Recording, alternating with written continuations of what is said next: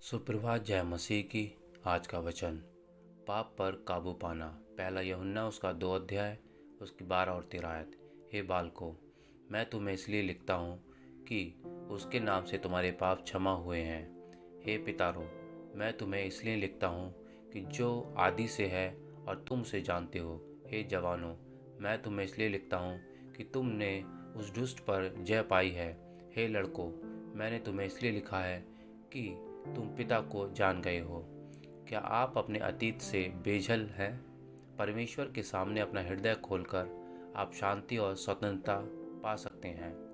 जब हम पश्चाताप और विश्वास में मसीह के पास आते हैं तो हमारे सारे पाप क्षमा हो जाते हैं। वे कभी भी हमारे विरुद्ध नहीं उठेंगे, क्योंकि यीशु ने हमारे पाप और दोष को क्रूस पर ले लिया और हमारे लिए परमेश्वर के क्रोध के दंड को सहा। जब हम अपने पापों को अंगीकार करने और पश्चाताप करने के लिए तत्पर होते हैं तो दोष को पकड़े रहने या शर्म से जीने का कोई कारण नहीं है। फिर भी कभी कभी हम आत्मनिंदा से बंधे होते हैं, जब भावना का समाधान हो जाना चाहिए था। शैतान हमेशा हम पर दोष लगाने के अवसर की ताक में रहता है। कभी कभी उसके आरोप उन अपराधों के बारे में होते हैं जिन्हें हम पहले ही स्वीकार चुके हैं।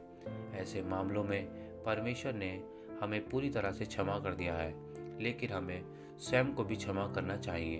अन्यथा हम दोष की पीड़ा के साथ साथ शैतान की निंदा के प्रति संवेदनशील बने रहते हैं।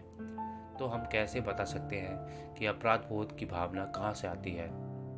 परमेश्वर पर विश्वास एक विशिष्ट पापपूर्ण कार्य और दृष्टिकोण पर ध्यान केंद्रित करता है, जबकि शत्रु के आरोप आमतौर पर सामान्य होते हैं और हमारे मूल्य पर निर्धारित होते हैं। याद रखें, उसका उद्देश्य हमें नीचा दिखाना है, ताकि हम परमेश्वर के प्रेम के बारे में शर्म और अनिश्चितता से जी सकें।